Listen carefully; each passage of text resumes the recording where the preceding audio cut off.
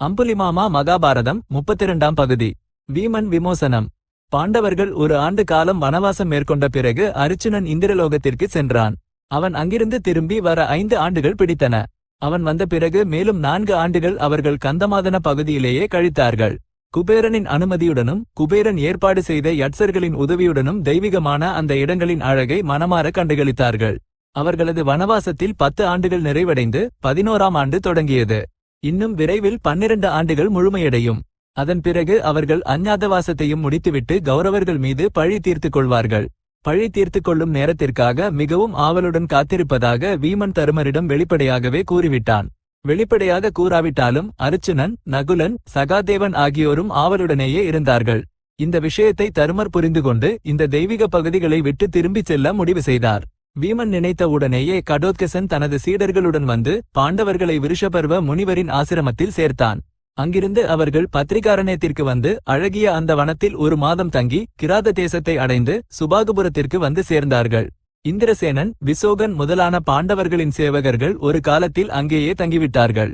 அங்கிருந்து கடோத்கசனையும் அவனது சீடர்களையும் அனுப்பிவிட்டு தங்களது சேவகர்களையும் இணைத்துக் கொண்டு கால்நடையாக இமயமலையில் உள்ள விசாகயுபத்தை அடைந்தார்கள். இந்த பகுதியில் வேட்டையாட தகுந்த மிருகங்கள் எண்ணற்றவை இருந்தன. வேட்டையாடுவதன் மீதிருந்த மோகத்தால் பாண்டவர்கள் 1 ஆண்டு காலம் அந்த பகுதியிலேயே தங்கிவிட்டார்கள். ஒருநாள் வீமன் தகுந்த ஆயுதங்களை எடுத்துக்கொண்டு வேட்டைக்கு புறப்பட்டு பல மிருகங்களை கொன்று கொண்டே சென்று ஒரு பெரிய பாம்பை பார்த்தான். அது பச்சை நிறத்தில் இருந்தது. அதன் வாய் மலைக்குகையைப் போல் இருந்தது. அதில் 4 பயங்கரமான கோரைப்பற்கள் இருந்தன. அதன் கண்கள் பிரகாசித்துக் கொண்டிருந்தன. அதன் வாயிலிருந்து விஷ தீச்சுவாலைகள் வெளிவந்து சுற்றியுள்ள மரங்களை சாம்பலாக்கிக் கொண்டிருந்தன. அப்படிப்பட்ட பிரளய காலத்து நாகத்தை வீமன் அகங்காரத்துடன் எதிர்த்தான். உடனடியாக அது வீமனின் உடலை வலிமையாக சுற்றி கொண்டது.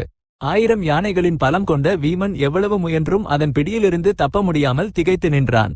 இதற்கிடையில் தருமர் வீமன் எவ்வளவு நேரமாகியும் திரும்பி வராததைக் கண்டு அவன் சென்ற திசையை தெரிந்து கொண்டு திரௌபதிக்கு பாதுகாப்பாக அருச்சுனன், நகுலன், சகாதேவன் ஆகியோரை இருக்கச் சொல்லிவிட்டு தௌமியருடன் காட்டு வழியே புறப்பட்டார். வழி நெடுகிலும் வீமனால் கொல்லப்பட்ட மிருகங்கள் குவியல்களாக கிடந்ததால் வழியை தேட வேண்டிய அவசியம் இல்லாமல் போனது. அப்படி செல்லும் போது கடைசியாக தருமருக்கு வீமன் பாம்பின் சுருள்களில் ஆதரவற்ற நிலையில் சிக்கியிருப்பது தென்பட்டது. அவன் சென்று அப்படி பாம்பின் வாயில் ஏன் சிக்கிக் கொள்ள வேண்டிய நிலை ஏற்பட்டது என்று தருமருக்கு புரியவில்லை. அவர் பாம்பை பார்த்து, சர்ப்பராஜனே, உனக்கு உணவு வேண்டுமென்றால் வேறு ஏதாவது கேள், தருகிறேன். இவன் எனது தம்பி, இவனை விட்டுவிடு என்றார். அதற்கு அந்த பாம்பு, ஐயா, உனது தம்பி எனக்கு தெய்வீகமாக கிடைத்தான். நான் அவனை விடமாட்டேன். அவன் எனது உணவு. நீயும் இங்கேயே தங்கிவிடுவதாக இருந்தால் நாளை உன்னை விழுங்குவேன் என்றது. இந்த வார்த்தைகளை கேட்டு, நீ யார் என்று தருமர் பாம்பை கேட்டார். நான் உங்கள் முன்னோன், எனது பெயர் நகுஷன். சந்திரனுக்கு 7வது தலைமுறையைச் சேர்ந்தவன். உயிருடன் இருந்தபோது எல்லையற்ற புண்ணியங்களை செய்து அளப்பரிய தவம் செய்து இந்திர பதவியை பெற்றேன். இந்திர பதவி வந்தவுடனே அகந்தை தலைக்கேறி அந்தணர்களை அவமதித்தேன். அகஸ்தியர் என்ற முனிவர் என் மீது சினம் கொண்டு பாம்பாக மாறுவாய் என்று சபித்தார். எனினும் அந்த முனிவரின் அருளாலேயே எனக்கு பூர்வ ஜென்ம நினைவும் எல்லையற்ற பலமும் கிடைத்தன.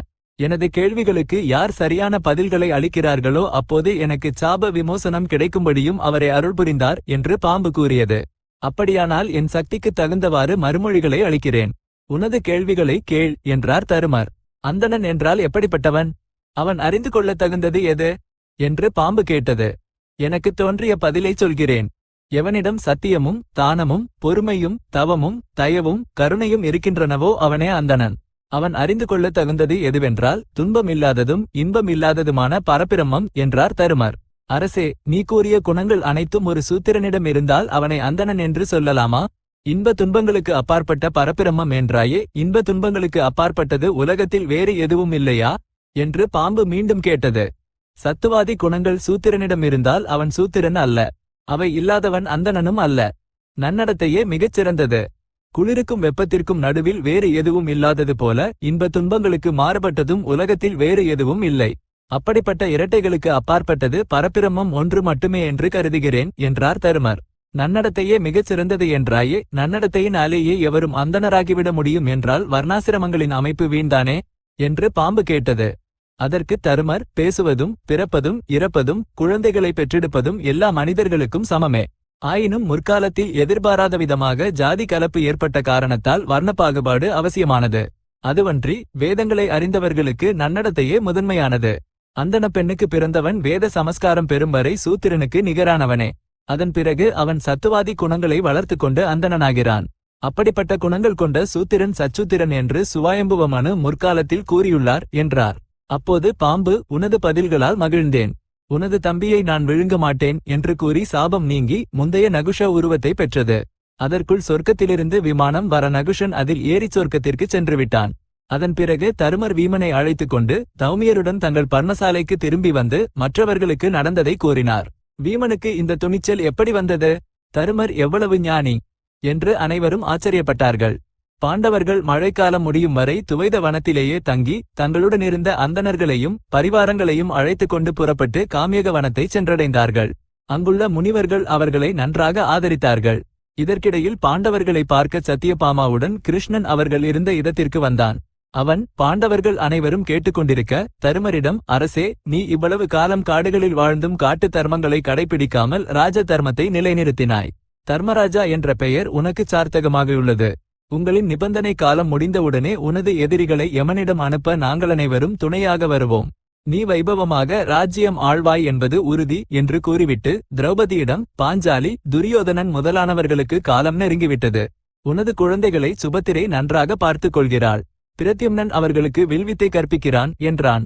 தருமர் கிருஷ்ணனை வணங்கி, நீயே எங்களுக்கு கதி. வனவாசம் முடியப் போகிறது.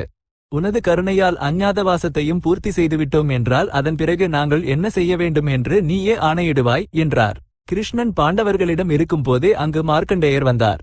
அவருக்கு வயது மிகவும் அதிகம். ஆனால் பார்ப்பதற்கு 20 வயது இளைஞனைப் போல காணப்பட்டு மிகுந்த தேஜசுடன் ஒளிவீசிக் கொண்டிருந்தார். மார்க்கண்டேயர் அங்கு கூடியிருந்தவர்களுக்கு பல கதைகளையும் பின்பற்ற வேண்டிய தர்மங்களையும் கூறினார். ஆசிரமத்திற்கு வெளியே இந்த உரையாடல் நடந்து கொண்டிருக்கையில் ஆசிரமத்திற்கு உள்ளே சத்தியபாமாவும் திரௌபதியும் தனிமையாக அமர்ந்து பேசிக் கொண்டிருந்தார்கள். அந்த சமயத்தில் சத்தியபாமா திரௌபதியிடம், உனது கணவர்கள் திசைக்காவலர்களுக்கு குறையாதவர்கள் அல்லவா? அப்படிப்பட்டவர்கள் 5 பேரும் உனக்கு வசமாகி என்றைக்கும் உனக்கு வெறுப்பு ஏற்படாமல் மிகவும் அன்பாக பார்த்துக் கொள்வதற்கு காரணம் என்ன? அவர்களை வசப்படுத்திக் கொள்ள நோன்புகள் ஏதேனும் நோற்றாயா? மந்திரங்கள், மூலிகைகள் முதலான வசீகரங்களை பயன்படுத்தினாயா? அந்த ரகசியம் என்னவென்று எனக்கும் கொஞ்சம் சொன்னாய் என்றால் நானும் என் கணவனை வசப்படுத்திக் கொள்வேன் என்றாள். அதற்கு திரௌபதி, சத்தியபாமா, நீ சொல்லும் வசீகர முறைகள் தீய பெண்கள் கடைபிடிப்பவை. கிருஷ்ணனை போன்றவனுக்கு மனைவியான நீ இப்படி கேட்பதே தவறு. என்னை பற்றி உனக்கு சந்தேகம் வருவதே தவறு. தனது மனைவி மருந்துகளையும் மந்திரங்களையும் பயன்படுத்துகிறாள் என்று தெரிந்த பிறகு ஆண்மகன் அவளை விஷப்பாம்பை பார்ப்பது போல் பார்க்க மாட்டானா? பாண்டவர்கள் என் மீது அன்பாக இருப்பதற்கு காரணங்களை சொல்கிறேன் கேள். நான் தேவையற்ற ஆசைகளை விரும்பி அவை நிறைவேறாவிட்டால் கோபித்துக் கொண்டு உட்கார மாட்டேன். கணவர்களுக்கு என் மீது நம்பிக்கை இருக்கிறதே என்று அவர்களுக்கு செய்ய வேண்டிய உபசரிப்பு விஷயங்களில் அலட்சியமாக இருக்க மாட்டேன். அவர்களுக்கு சேவைகளை நானே செய்வேனே தவிர வேலைக்காரர்களை கொண்டு செய்ய மாட்டேன். அவர்களுக்கு பிடித்தமான உணவுகளை என் கையாலேயே சமைத்து நானே பரிமாறுவேன். அவர்கள் சொல்வதற்கும் செய்வதற்கும் நான் ஒருபோதும் எதிர் பேச மாட்டேன். காரணமில்லாமல் சிரிக்க மாட்டேன். எனது சக்களத்திகளை பார்த்து பொறாமைப்பட மாட்டேன். தருமர் இந்திரபிரஸ்தத்தில் ராஜ்யம் ஆண்ட காலத்தில் தினமும் பல ஆயிரக்கணக்கான அந்தணர்களும் பிரம்மச்சாரிகளும் சந்நியாசிகளும் விருந்தினர்களாக இருப்பார்கள். அவர்களுக்கு அனைத்தும் சரியாக நடந்ததா இல்லையா என்பதை நானே சுயமாக பார்ப்பேன். அது மட்டுமல்ல, பாண்டவர்களின் மற்ற மனைவிகளும் ஏராளமான பணிப்பெண்களும் மாடு மேய்ப்பவர்கள் முதற்கொண்டு பலரும் இருந்தார்கள். அவர்கள் அனைவரின் யோகக்ஷேமங்களையும் நானே கவனிப்பேன். கடைசியாக பொக்கிஷத்தின் வரவு செலவுகளையும் நானே பார்ப்பேன். குடும்பச் சுமை முழுவதையும் நானே சுமந்தேன். அதனால்தான் என் கணவர்களுக்கு என் மீது அவ்வளவு நம்பிக்கையும் நேசமும். அதுவன்றி மருந்துகள், மூலிகைகள், மந்திரங்கள், தந்திரங்கள் என்னிடம் எதுவும் இல்லை என்றாள். சத்தியபாமா இந்த வார்த்தைகளை கேட்டு, உன்னை இப்படி கேட்டதற்காக எனக்கு மிகவும் பச்சாதாபமாக இருக்கிறது. என் மீது கோபம் கொள்ளாதே. விளையாட்டாக கேட்டேன் என்று நினைத்துக்கொள் என்றாள். பிறகு மார்க்கண்டேய மாமுனிவரும் சத்தியபாமாவும் கிருஷ்ணனும் பாண்டவர்களிடம் விடைபெற்றுக் கொண்டு அவரவர் வழியில் சென்றுவிட்டார்கள். அப்போதே பாண்டவர்களும் காமியக வனத்தை விட்டு புறப்பட்டு திரும்பி துவைத வனத்திற்கு வந்து ஒரு அழகான இடத்தில் ஒரு ஏரிக்கரையில் பர்ணசாலை அமைத்து அதில் வசிக்கத் தொடங்கினார்கள். பாண்டவர்கள் துவைத வனத்தில் இருக்கும்போது அந்த வனத்தில் இருந்த ஒரு அந்தணன் அஸ்தினாபுரத்திற்கு சென்று திருதராஷ்டிரனை சந்தித்து, மகாராஜாவே, நான் துவைத வனத்திலிருந்து வருகிறேன். அங்கே பாண்டவர்கள் குளிருக்கும் வெயிலுக்கும் காற்றுக்கும் ஆளாகி பலவிதமான துன்பங்களையும் படுகிறார்கள். உலகங்களை வெல்லக்கூடிய 5 கணவர்கள் இருந்தும் திரௌபதி அனாதையைப் போல துன்பப்படுகிறாள் என்றான். இந்த வார்த்தையை கேட்டு திருதராஷ்டிரன் உள்ளுக்குள்ளேயே குமுறிப்போனான். ஏனென்றால் பாண்டவர்களின் பாடுகள் அனைத்திற்கும் தனது அலட்சியமே காரணம் என்று அவனுக்கு தெரியும். அவன் அந்த அந்தணனிடம், என் மகன்கள் அனைவரையும் விட தருமரே உத்தமன். அவன் மனதில் கோபம் என்பதே இருக்காது. அருச்சுனன் தருமருக்கு கீழ்ப்படிபவன். வீமன் அப்படி அல்ல, அவன் மகாபலசாலி. அவன் மனதில் கோபம் எப்போதும் இருக்கும். ஆயினும் தருமரின் வார்த்தைக்கு கட்டுப்பட்டு அந்த வீமன் சீறி எழாமல் அடங்கி கிடக்கிறான். எல்லாவற்றிற்கும் மேலாக என் மகன் துரியோதனன் துஷ்டபுத்தி கொண்டவன். அவனது துன்மார்க்கமே இத்தனை கஷ்டங்களுக்கும் காரணம். நாளை அவன் அந்த பாண்டவர்களுக்கு அரை ராஜ்யத்தை கொடுத்தால் எந்த வருத்தமும் இருக்காது. ஆனால் அவன் கொடுக்க மாட்டான்.